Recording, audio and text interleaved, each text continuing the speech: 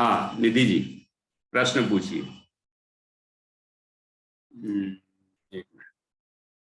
हाँ। एक द्रव्य दूसरे द्रव्य को अवकाश देता है और मिलता नहीं, तो यहाँ पर ये घटित होता है कि जैसे भूत प्रेत या दूसरों की आत्मा हमारे अंदर प्रवेश करती है, और फिर ये चीज यहाँ पर लागू होती है कि नहीं, तो कैसे होती है थोड़ा, बहुत मतलब अच्छा। लोगों की मान्यता है तो वो कैसे यहाँ पे नहीं होनी चाहिए या नहीं होगी, ऐसा कुछ। देखो, इस बात को स्वीकार करने में कहीं भी संकोच नहीं करना चाहिए कि कोई व्यंतरादिक भूत प्रेत व्यंतर यक्ष राक्षस जो भी कुछ होते हैं, ये व्यंतर जाति के देव हैं और ये हमारे शरीर में भी प्रवेश कर सकते हैं, कर जाते हैं कभी। तो इससे हमारे यहाँ इनकार नहीं किया। तत्वार सूत्र में और सभी जैन दर्शन के ग्रंथों में ये बात आती है। तो यक्ष राक्षस भूत पिशाच वगैरह होते हैं, लेकिन जैसा चित्रण अन्नवती करते हैं ऐसा सब कुछ नहीं है, सही है ना, कि क्या क्या खाते दिखाते हैं, कि कैसा कैसा स्वरूप दिखाते हैं, तो वो उसके प्रति अवर्णवाद है। हमारे यहाँ जो चर्चा है वैसा हम यदि मानते हैं देवताओं का स्वरूप तो हमें मान्य है। ठीक है, एक बात। दूसरा ये कि वो हमारे शरीर में प्रवेश कर जाते हैं, ठीक है, कोई दिक्कत नहीं, कर जाते हैं। एक आपने समय सारणी में उदाहरण सुना होगा, जो कि कर्ता कर्म अधिकार में दिया है। प्रमिला जी, आपको याद आ रहा है कि वहां पर आया है कि वो अमानुषिक चेष्टाएं करने लग जाता है, उसमें भूत प्रवेश प्रवेश कर जाता है और वो मनुष्य जो है अमानुषिक चेष्टाएं करने लग जाता है। तो जैसे कि जीव मानता है कि पर वस्तु मेरे अंदर प्रवेश कर गई, ऐसे उसका उदाहरण दिया। वो मैं पर मेरे मेरे कार्य को कर रहा है, ऐसा हम मानने लग जाते हैं। तो अब ये तो हो गई स्वीकृति। अब एक स्वीकृति और करना पड़ेगी, तब हम दुखों से दूर हो सकते हैं। वो क्या? कि भूत प्रेत या कोई भी यक्ष राक्षस हमारे शरीर में प्रवेश कर जाता है, जैसा कि यहाँ बताया कि एक द्रव्य दूसरे द्रव्य में प्रवेश कर जाता है, लेकिन एक द्रव्य दूसरे द्रव्य रूप नहीं होता। तो भूत जो है वो मेरे रूप नहीं हो सकता, मैं हूं जो भूत रूप नहीं हो सकता, वो मेरा कुछ नहीं बिगाड़ सकता। इस चिंतन से हमें उसके प्रति का जो भय है वो दूर हो जाएगा। देखो, हम ये कहें कि नहीं भूत तो भय का भूत, भय का भूत, होता ही नहीं है भूत, ऐसा कह के हम तत्वार सूत्र के कथन को इनकार करें तो ये तो आगम की आज्ञा का उल्लंघन हो गया। हमें स्वीकार है जो है जैसा है वो हमें स्वीकार है, लेकिन हमें यह भी स्वीकार है कि कोई द्रव्य किसी द्रव्य में किसी द्रव्य का कुछ करता नहीं है। प्रवेश करने पर भी ऐसा प्रवेश नहीं कर जाता कि मेरे मेरे स्वरूप हो जाता है और मैं उसके स्वरूप हो जाता हूं, ऐसा तो होता ही नहीं। इसलिए हमें घबराने की जरूरत नहीं। एक बार ऐसा हुआ था, आपके राजस्थान में कलिंजरा नाम का गांव है, कि हमारा दशलक्षण में वहां पर हमारी हमारी मतलब नियुक्ति हुई थी। मतलब दशलक्षण में वहां प्रवचन करने जाना था। अब बहुत बड़ी धर्मशाला है वहां, और अकेले पंडित जी को एक रूम में रुका दिया गया। वहां समाज के लोग अपने अपने घर रहते थे, हमें धर्मशाला में एक कमरे में रुका दिया। पढ़ते थे हम। अब या तो थकान होगी दिन भर की या जो भी कारण हो, रात को हम सो रहे थे तो ऐसा लगा जैसे कि बहुत वजन आया हो, एकदम ऐसा लग रहा था बहुत वजन पड़ रहा हो शरीर के ऊपर। तो मेरी नींद खुली, इतना वजन, मतलब जैसे कोई भूत प्रेत ने कुछ कुछ कर दिया हो। तो लोग कहते भी थे, यहाँ गांव खेत वगैरह में होते भी है ना कहीं। चलो ठीक है, जो भी है। फिर मैंने ऐसा हो रहा था तो मैंने अत्यंत भाव का चिंतन किया कि एक द्रव्य दूसरे द्रव्य से अत्यंत भिन्न है, और मेरे अस्तित्व भाव का भी चिंतन किया। चिंतन करने लगा मैं, जब घबराहट हो रही थी तो चिंतन होने, तत्व चिंतन करने लगे। और जैसे ही चिंतन किया कि मेरे अस्तित्व में पर का अस्तित्व आ ही नहीं सकता, मेरी सत्ता पर रूप नहीं हो सकती, पर की सत्ता मेरे रूप नहीं हो सकती, मैं तो स्वतंत्र सत वस्तु हूं, ऐसा चिंतन हो रहा था और एकदम हल्का हो गया। या तो थकान उतर गई होगी या फिर जो भी होगा वो उतर गया। मतलब एक ही बिल्कुल रिलैक्स, आराम मिल गया। तो हम भी ऐसा सोचें कि ये जो बताते हैं लोग, इसमें ऐसा नहीं है कि सब गलत ही है, कि वो हमारे यहाँ भी मान्य है। और ऐसे वर्तमान योग में कई कथानक हैं कि यक्ष राक्षस, कहीं भूत पिशाच, ये सब कभी मदद करते हुए नजर आते हैं, कभी प्रतिकूल होते हैं हमारे। तो जैसे हमारे उदय होते हैं उस तरह से अनुकूल प्रतिकूल संयोग बनते हैं। और मोक्षमार्ग प्रकाशक में भी ये उदाहरण दिया मंगलाचरण के प्रकरण में। तो इसलिए इससे हमें इनकार नहीं है, लेकिन कोई हमारा कुछ कर नहीं सकता है। इस सिद्धांत को जब हम ऊर्ध्व करते हैं तो बाकी सब चीजें भय उत्पन्न करने में सक्षम नहीं। निधि जी, आपको ख्याल आया और कुछ पूछना है इस संबंध में? हाँ, बोलिए। तो भैया जी, जैसे भूत पिशाच जब हमारी बॉडी में आते हैं तो हम क्रियाएं करने लगते हैं, कुछ भी पागलपन की जो भी, या लोग डराते हैं कि तुम्हारे अंदर आ गया है ऐसा। तो हमें उस वक्त वेद विज्ञान करना चाहिए कि ये सब उद्गल की क्रियाएं हो रही है, हमारी आत्मा में कुछ नहीं होता, ऐसा करना चाहिए, या उसको मानना ही नहीं चाहिए? मतलब पहले तो ये स्वीकृति हो गई कि ऐसा हो सकता है ना, कि कोई हमारे अंदर प्रवेश कर गया। ठीक है, अब वो करवा रहा है हमसे, ऐसा उदय है, ऐसा ही संयोग है, करवा रहा है ऐसा नहीं कह सकते। जैसे मान लो हमारा बॉस है, वो हमसे कुछ भी करवाता है ना, कि ये करो ये करो ये करो, तो हम करते रहते कि नहीं? हमारा उदय ऐसा है कि हम उससे नीचे के पद में हैं, और उसका उदय ऐसा है कि वो ऊंचे पद में है, और वो अपने अधिकार का प्रयोग करता है कि ऐसा नहीं किया तो हम ऐसा कर देंगे। तो हम डर के करते रह जाते हैं, करते रहते हैं, उसके हिसाब से करते रहते काम। ऐसे ही वहां है, हमारा उदय ऐसा खराब है कि वो हमसे जो चेष्टाएं करा रहा है हम करते जा रहे हैं, है कि नहीं? अब हमें क्या करना? देखो, हमें लगता है उस समय हम क्या करें, तो ये अभी हम सोच रहे हैं कि उस समय हम क्या करें, लेकिन जरूरी नहीं कि उस समय हम वो करेंगे। क्योंकि यदि वो ज्यादा हावी होता है और हम अपने अपने मतलब उपयोग का प्रयोग नहीं कर पा रहे होंगे, जैसा हम सोच रहे हैं वैसा नहीं कर पा रहे होंगे, तो हम क्या कर लेंगे? तो जैसे हमें गुस्सा आए बहुत तेज, तो हमें क्या करना चाहिए डॉक्टर निधि जी? जब बहुत तेज गुस्सा आए तो क्या करना चाहिए? समझाती होंगी ना क्या करना चाहिए? संयम रखना चाहिए। है, संयम रखना चाहिए। क्रोध आए तो संयम रखना चाहिए, रखते हैं अपन? क्रोध आए तो संयम रखना चाहिए, तो अभी सोच रहे हैं। लेकिन उस समय यदि उस समय कोई कह दे कि संयम रखना चाहिए, आप संयम रखो, ऐसा कह दे, तो क्रोध बढ़ेगा कि शांत हो जाएगा? बढ़ेगा। समझ आ रहा है कि नहीं? ये हमें बातें लगती हैं कि उस समय हमें क्या करना चाहिए। अभी हमें ये सोचना चाहिए कि हम इस समय क्या करें कि उस समय भी ऐसा हो। जैसे कहते हैं जिनका जीवन समाधि में होता है उनका मरण भी समाधि में होता है। जो ये सोचते हैं कि हम मरते समय ऐसी भावना करेंगे, उनके वैसी भावना होना जरूरी नहीं है। मैं नहीं कहता कि होंगी नहीं, अभी किसी जीव की हो जाती है, लेकिन संभावना कम है।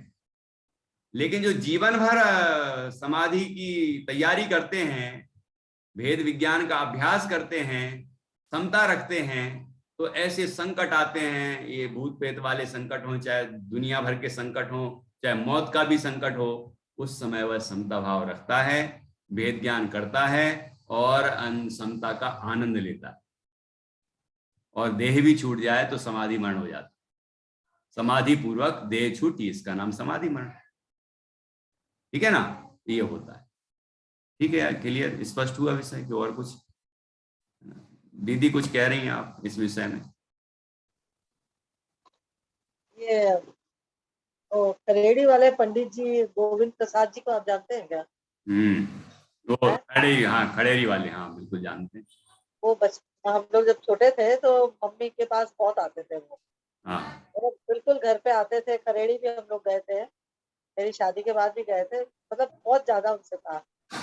तो उन्होंने एक किस्सा बताया था कि कोई मंदिर में वो गए, वो वहां पे खरेड़ी में अपने जैनी नहीं थे, खरेड़ी में सब कुम्हार और जाट ऐसे टाइप के लोग थे, और उनको समय सार जी की गाथाएं वो याद कराते थे। उन लोगों के साथ स्वाध्याय, मतलब सबको जैन बना दिया था। तो एक जगह गए तो मंदिर में जो होता है ना, पद्मावती के साथ एक और क्या होते हैं, नहीं वो एक और क्षेत्रपाल क्षेत्रपाल क्षेत्रपाल विराजमान थे। तो इन्होंने कहा ये सब गई तीर्थ यात्रा, और उन्होंने क्षेत्रपाल जी को उखाड़ के फेंक दिया। तो लोगों ने कहा आपने इनको उखाड़ दिया, ये आपको तंग करेंगे। बोले कोई बात नहीं, मैं छत पे अकेला सो रहा हूँ। और छत पे सो गए वो, और सोए, और रात में वो क्षेत्रपाल उनके छाती पे आके बैठ गया, और पूरी रात लड़ाई किया कि आपने मुझे क्यों निकाला यहाँ से, मेरी मान्यता होती थी, पूजा होती थी, तो मैं आपको मार डालूंगा। तो पूरी रात वो उससे लड़ते रहे, और बोले कि मेरी आयु पूरी हो गई होगी तो तुम मार डालोगे, और नहीं हुई तो तुम क्या कर लोगे। पूरी रात लड़े, और आयु पूरी नहीं हुई थी। वो क्षेत्रपाल लास्ट में छोड़ करके गया। इन्होंने कहा देखो तुम यहाँ से जाओ, अब तुम्हारी ये मान्यता नहीं चलेगी, क्योंकि हम जैन धर्म को हम यहाँ पे समझा चुके हैं, लोग अज्ञानता में पूछते थे, इसलिए तुम जाओ। और लास्ट में वो क्षेत्रपाल चला गया वहां से। ये किस्सा वो बहुत बताते थे, वो डरे नहीं। तो ऐसी भी ऐसे पुराने लोग ऐसी घटनाएं बाकी साक्षात देखी हुई हाँ, कहानियां भी सुनाते हैं, उनने जीवन में घटी हुई कहानियां सुनाते हैं, तो होता है, तो होने में कोई दिक्कत नहीं। लेकिन हम उसके उसके पीछे जो तत्व ज्ञान का बल है उसको समझें। यदि हमारे अंदर ये तत्व ज्ञान का बल होगा तो कोई भी ताकत हमें दुखी नहीं करती। ये बात भी समझना चाहिए। हाँ, प्रमिला जी भी कुछ अपने विचार। आपके साथ जो हुआ ना वो मेरे साथ बहुत बार हुआ, अच्छा। बहुत बार होता था, और मैं घर में अकेले रहने से घबराती थी। और जब से ये धर्म में लगे हैं, तत्व ज्ञान का बल आया है ना, सारे डर भाग। बहुत अच्छा। मैंने उस समय कुछ नहीं किया क्योंकि मुझे कुछ पता ही नहीं था। मेरी मम्मी को भी होता था वो चीज कि हाथ नहीं उठ रहा, बोल नहीं पा रहे हैं, आंख खुली है पर कुछ देख नहीं पा रहे हैं, मुंह से आवाज नहीं निकल रही है। पर अब पता नहीं क्या हुआ, सब खत्म हो गया अपने आप ही। बहुत अच्छा। और जो साधना जी ने बताई ना, वो सेम बात हितेशी जी ने भी बताई। अच्छा अच्छा, उन्हीं की नहीं, उनके साथ भी हुआ था। अच्छा, उनके साथ की घटना बताई होगी। इससे इसके साथ हितेशी जी, अ, दिल्ली वाले हितेशी जी, हितेशी जी थे ना। वो कलकत्ता आए तो उन्होंने भी बताया था कि हाँ, उनके साथ हुआ था। चलिए बहुत अच्छा। इस तरह मतलब है कि और लोगों को भी ऐसी इस तरह की घटनाएं मालूम चली हैं, मतलब होती रहती हैं, लेकिन तत्व ज्ञान का बल होना चाहिए। तो निधि जी, आप तत्व ज्ञान का बल और दृढ़ करिए। आप काफी अच्छा अभ्यास करने लगी हैं। जैसे जैसे आपको और ये विषय स्पष्ट होते जाएंगे, ये सब बातें अपने उनके समाधान भी अपने आप होते जाएंगे। आप एक प्रश्न है पेज नंबर 16 पे, हाँ बताएं। मूल शास्त्र में पेज नंबर 16। अच्छा, गाथा नंबर बोलें। गाथा 5, गाथा 5 में से। हाँ जी बोलिए। पहला पॉइंट है ना, उसमें जो दिया है ना, 3 लोग के विशेष स्वरूप, 3 लोग के भाव, इसका थोड़ा सा अर्थ मुझे समझ। 3 लोक वाला जो प्रकरण है, हाँ, उसमें से लोक में अस्तित्व और कायत्व सिद्ध किया वो। हाँ, इसमें जो पहला पॉइंट है ना, तो 3 लोग के भाव क्या हुए, 3rd नंबर लाइन पे 3 लोग के भाव पढ़ के, अच्छा 3 लोक पढ़ के सुनाइए। ऊर्ध्व मध्य अधो 3 लोक के उत्पाद व ध्रुव वाले भाव, जो कि 3 लोक के विशेष स्वरूप हैं, वे भावते हुए परिणमित होते हुए अपने मूल पदार्थों का गुण पर्याय युक्त अस्तित्व सिद्ध करते हैं। यही। हाँ, तो ये पूरे 3 लोक को अभेद करके आचार्य ने कहा है।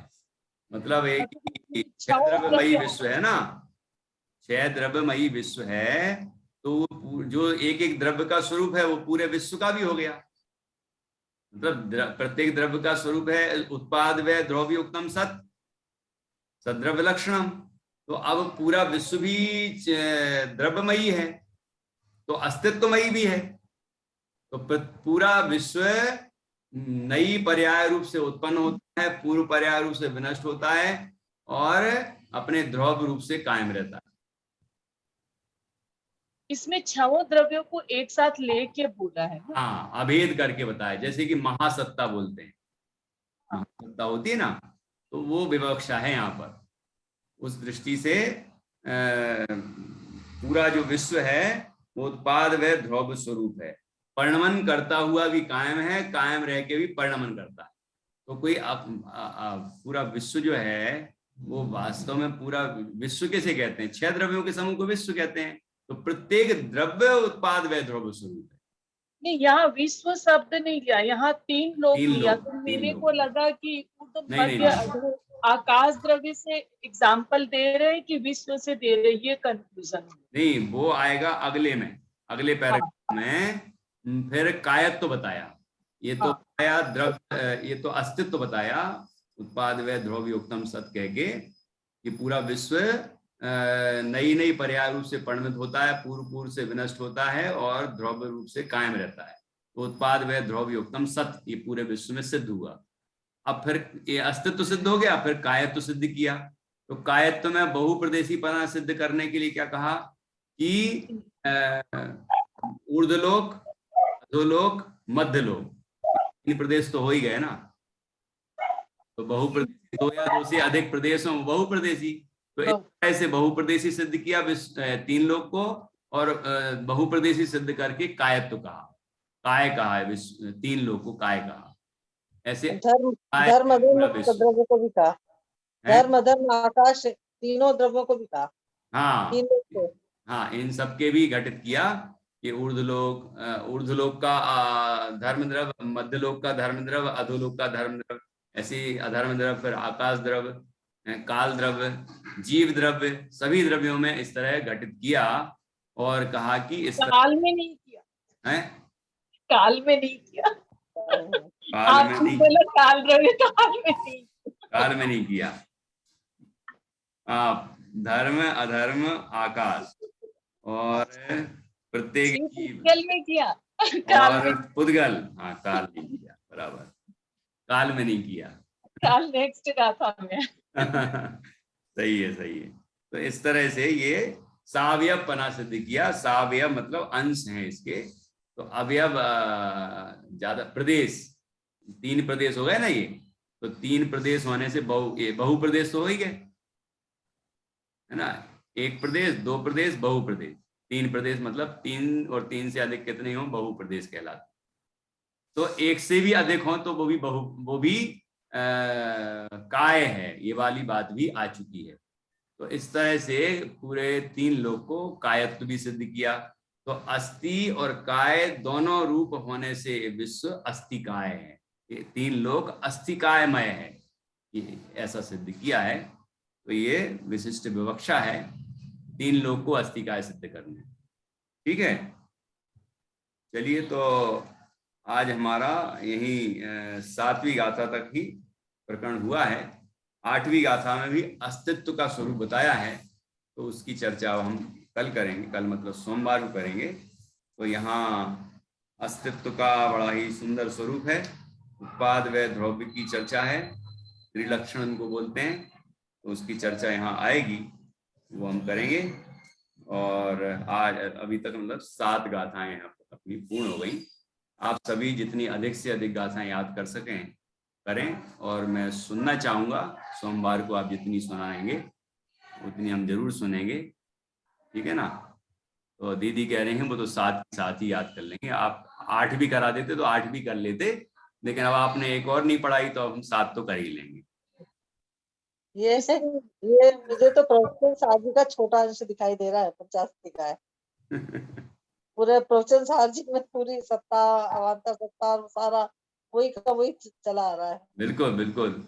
और अपन दोनों टीकाएं पढ़े तो जयसेन आचार्य ने भी और भी मतलब कुछ बिंदु दिए हैं, है ना। वो भी क्लियर कर दी, तो वही का वही है, और कुछ जो अलग बिंदु दिए वो थोड़ा सा बता दीजिएगा।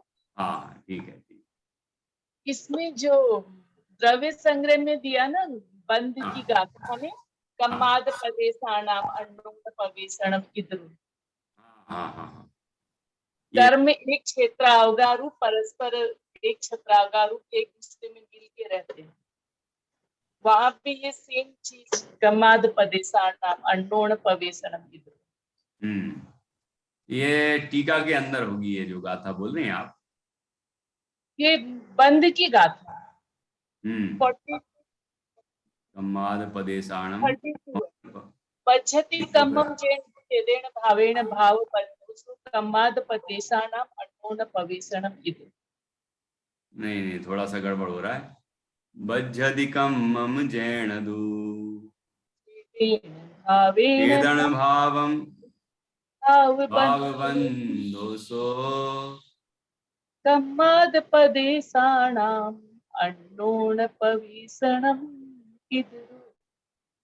इसमें भी यही कि एक परस्पर मिल जाते हैं कर्म और तो और देखेंगे उसको। बाकी ये विषय तो उसमें है ही, द्रव्य संग्रह में बहुत अच्छे से आया। ये इनके लक्षण अलग अलग हैं। कर्म के लक्षण अचेतनपना है, जीव का लक्षण चेतन है, तो इस तरह से दोनों के लक्षण अलग हैं। ठीक है, अच्छा। और आपने जो बोला समय सार जी का, वो भूताविष्ट और ध्याताविष्ट वाली बात, हाँ, भूताविष्ट और ध्यानाविष्ट। तो भूताविष्ट का उदाहरण दिया है उसने, वो इस जो प्रकरण अभी बोला था उससे संबंधित। इसमें भी तो लिया उन्होंने, टोडरमल जी साहब ने भी। मंगलाचरण के प्रकरण। नहीं, मंत्राधिक से मोहन धूल पड़ जाए तो वो वैसे चेष्टा के भूत आदि का भी उसमें लिया है, और सर्प को पीड़ित कर देते हैं मंत्रों से। तो ये सब घटनाएं दिखाई देती है। हाँ, होती है, होता है। अब निधि जी भी कुछ कहना चाह रहे। नहीं, सुन रही हूँ सर। अच्छा, ठीक है। रिपीट कर रही थी।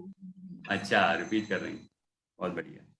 चलिए, इस तरह आज की कक्षा हम पूर्ण करते हैं। जिनवाणी स्तुति करेंगे और इसके बाद सोमवार को हम 8वीं गाथा से आगे बढ़ेंगे। निज निधि निज में बताई, यह उपकार है। इसके लिए जिनवाणी माँ को वंदना 7 बार, वंदना 7 बार। विद्वान सांग जिनवाणी माता की जय। महान जिन धर्म की जय। सभी 9 बार नमो कामन के माध्यम से